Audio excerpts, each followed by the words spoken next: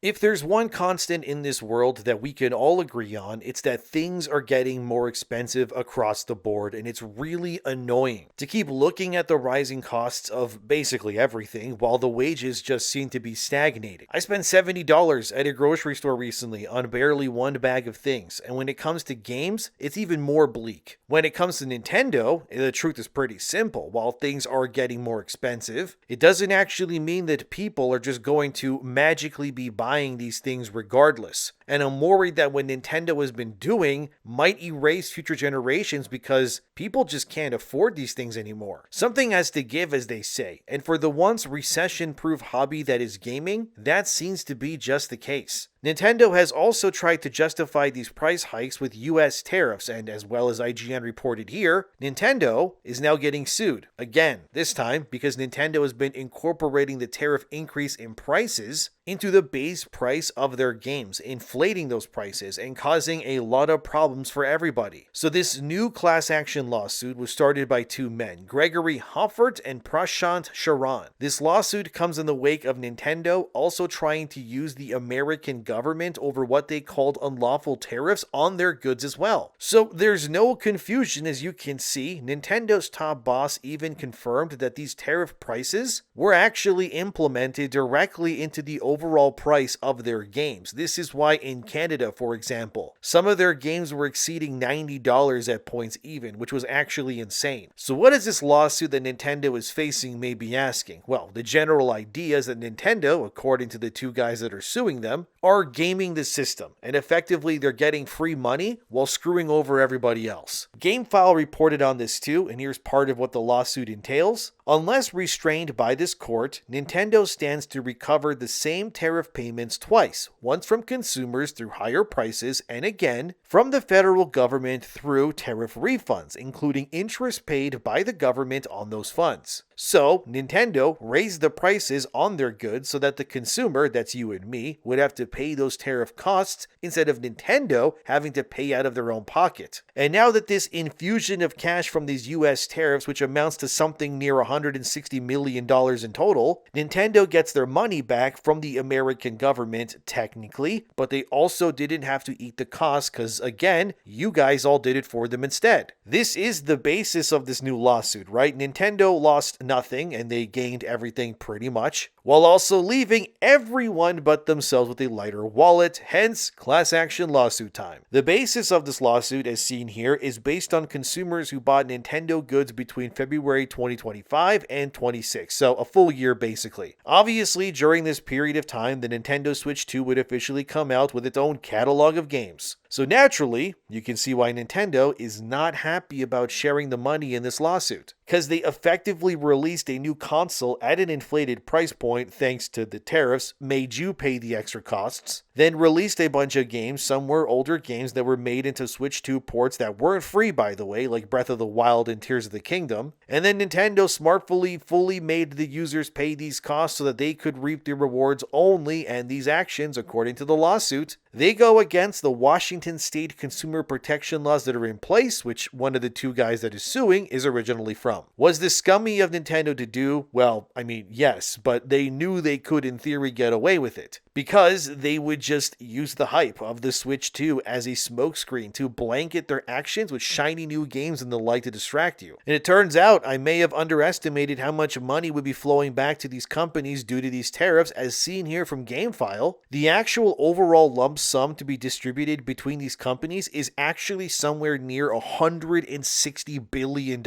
actually, which is obviously a lot more than $160 million, as seen in those two paragraphs below this information. GameFile asked Nintendo if they had any plans to refund users for the money that they siphoned from those people due to those increased game prices, and Nintendo said we can confirm that we filed a request. We have nothing else to share on this topic. As of now, nothing has happened yet. The likelihood, honestly, is that it won't happen either. Nintendo can just find some legal loophole saying that their hands were tied died during all of this, and that the financial situation that they were in was out of their control due to the American tariffs. Like, convenient that, right? GameFile then also got a response from a lawyer who works for Nintendo and the Pokemon Company, as seen here where I highlighted it. This guy essentially says this lawsuit has no basis or case, and Nintendo will fight to ensure that it doesn't happen. As the lawyer says there, Nintendo didn't receive tariff funds as a fiduciary or with any legal obligation to return them to the consumer. So there it is. Legal obligation. That's white collar speak for, no, we're not giving you anything. Screw off. It's our money and get lost, pretty much. So the likelihood that Nintendo refunds anybody is going to be next to impossible, because there's no way they're going to want to share any of the profit they made with anybody else. But what is interesting is while Nintendo tried to normalize more expensive games, the reality was that they were shifting priorities due to their own failure. So there was this story a little while back from Kotaku, as you can see here. So Nintendo was having fire sales at Costco in America. I don't know if these sales are still ongoing. I assume they aren't, but the price of these games were suspicious, to say the least, when it did go down. As seen here from Wario64, games like Metroid Prime 4 were suddenly $30. Kirby Air Riders the same, even Pokemon Legends Z8 was also $30 American. The top comment on Kotaku's post said this: anything ending in 0.97 cents at Costco is clearance and not going to be restocked. It's not a sale. It's priced to get rid of inventory to make space for something else. And some people may not think that that's real, so I went and asked Google, and look at that. When an item ends with 97 cents, it does indicate that that item is being sold for clearance, meaning that these sales, which were nationwide in America on Nintendo Switch 2 games, were, well, not a fluke. It was actually meant so that Costco could get rid of their excess inventory of those games to make space for new products, meaning that these games weren't selling the way that Costco was probably hoping for. I mean, sure, yeah, Pokemon Legends ZA sold well, it's Pokemon, but the rest, not so much. People also started to notice that a lot of Nintendo products, not just the games, but also the consoles as well, were being sold as brand new on sites like Woot, as seen here. So these items were all sold out now, but things like Nintendo Switches that were brand new were selling at discounted prices alongside refurbished PS5s. There were more Switch accessories and items also sold out from refurbished and new as well on Woot.com as well. They were games as well, but they all sold out, ranging from the older Nintendo Switch titles to the newer ones too. So why does it matter that a bunch of Nintendo products showed up on a site called Woot? Well, in case you don't know, I mean, I didn't even know this until I was making this video either, to be honest. Well, Woot was bought by Amazon in 2010. And Woot is also a website where Amazon sells their products that they want to get rid of at discounted prices to clear that inventory, and that can't be denied either. Again, a quick Google search would tell you that, as you can see here, that Woot is specifically used by Amazon to liquidate and sell that extra inventory that they have that isn't selling alongside open box products, which is just, another way of saying used pretty much. Anyway, it is interesting that a whole lot of Nintendo products specifically are being discounted and sold en masse following the lawsuit and release of the Switch 2. Another interesting change by Nintendo, as you can also see here, is that Nintendo has confirmed that they will be reducing the price of their first-party games, starting with Yoshi and the Mysterious Book, which is kind of weird, right? These price changes will differ, meaning that the digital versions of these first-party games will now be cheaper than their physical counterparts. And this wasn't originally what Nintendo had planned for the Switch 2 lifecycle at all, right? Like, as you know, Nintendo infamously raised the price of all Switch games following the Switch 2, believing that they could get away with the $80 American price point per game, which, as we all know now, has not gone the way that Nintendo hoped for, because Nintendo believed that blind loyalty would win in the end. In reality, people just weren't really buying the games the way that they used to because, well, they were too expensive. Who can blame them? So it's very weird that Nintendo went from we are firm on this $80 future price point to suddenly, oh, $80? What? We never said that. We're actually going to make them cheaper now. Like, that never happened. Just erase that from your brain, okay? Just stop saying that out loud. As Gaming Bible reported here, as you can see, the Nintendo Switch 2, as in the hardware itself, will also be getting a permanent price drop as well. Well, isn't that interesting? Interesting still that Gaming Bible refers to this change as consumer friendly. Sure, it just happened to happen, coincidentally, after Nintendo's stock price went down and people weren't buying games like they used to. As Gaming Bible then confirms here, Yoshi's next game will be $70 American physically, but $60 American digitally when it releases. Which means Nintendo, yeah, they're officially walking back their new price gouging future barely even a year after implementing it themselves. As they say at the bottom there, this is reflected with the American price points and has also affected the price of Nintendo games in other countries too. So then it's official then, right? Nintendo is dropping their prices. Should we rejoice? Sort of, but in my opinion, not really. Because all Nintendo really did was revert a change to something that was already normal a year ago. This is just classic fake publicity to me. You made a change, nobody liked it, so then you walked it back and you tried to sell it as if you are listening to consumers. But in reality, you panicked because you weren't selling enough and that's why you did it. It had nothing to do with morals and everything to do with your bottom line. In my opinion, no new game should be $80 ever,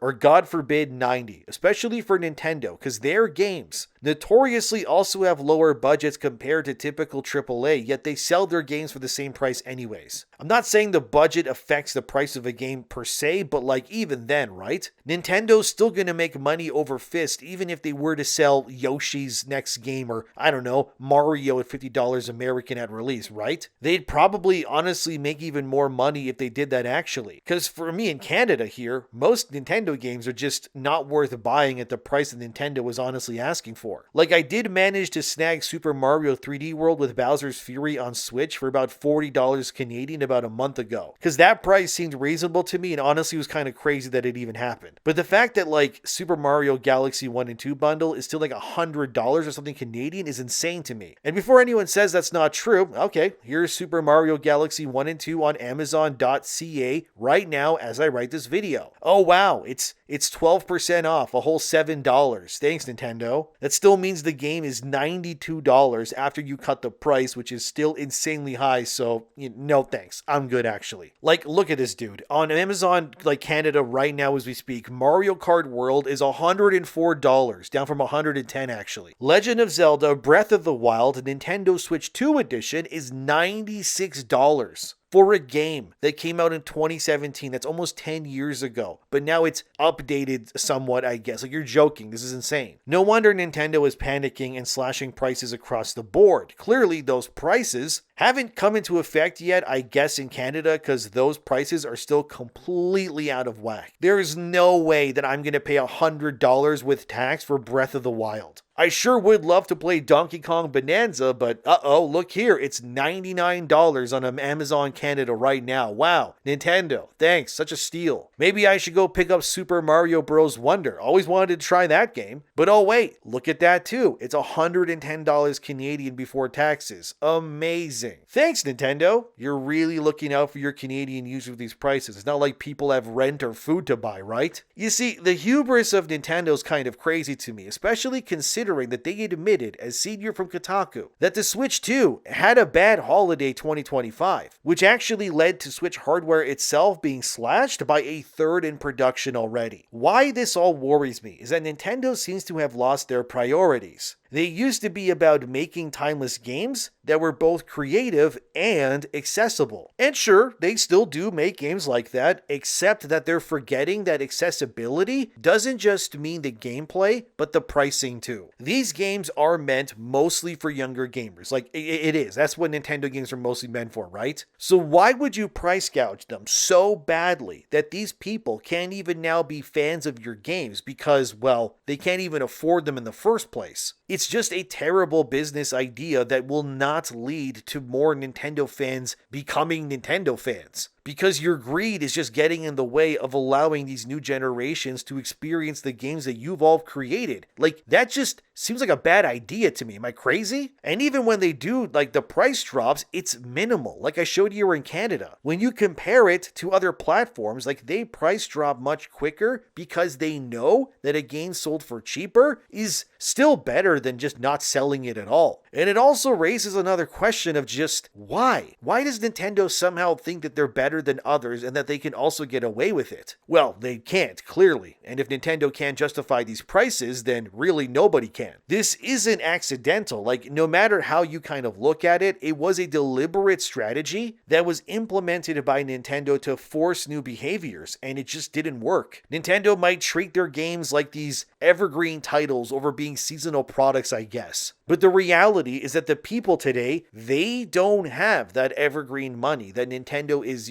kind of looking for. And it's even worse. When you look at a game years removed that you maybe wanted to try and realize, oh wow, it's still full price. Why is Tears of the Kingdom still full price after years, or Breath of the Wild even? Oh, well, it's a great game, some may say. Okay, yeah, I guess so. But a video game is not a house or something that, increases in value, really. It's ridiculous is kind of what it is. Instead, what Nintendo is doing, you're just gatekeeping people from becoming fans because you refuse to meet them halfway in any way that you can. Nintendo might think, well, this game is full of value, which, yeah, that is true to an extent, but the philosophy is still falling apart in real time. And when you factor in Nintendo's ongoing monetization system of Switch Online, which used to be free, by the way, I know, same thing that PlayStation did, it's all stupid, I know, it makes all of this even less approachable, especially for kids to play. Like, can we be real about that? Like, okay, when I was in high school, Nintendo DS games, they were like $40 Canadian, okay? That was affordable, especially since around the same time, Xbox 360 and the PS3 games that were out at the same time, they were like, I think about $60 in comparison. So as a kid, I could afford to get these because my parents could actually buy them for me. Like even Pokemon Diamond, when that came out, I was in grade 9, I think it was, and that game was $40 at launch. Pokemon, what is it, like Scarlet and Violet's like $90 in Canada now. Like, that's absolutely insane. Like, now these games that are apparently meant for kids, I guess, in high school or whatever, they're $70, $90 in Canada. Like, who is this being made for anymore? Nintendo maybe thought that their loyalty and their brand recognition could eliminate any naysayers, but it's just not working. Like, okay, sure, you can have decades of trust and nostalgia and experiences that maybe resonate, but it's all gonna come crumbling down because you're treating your user base like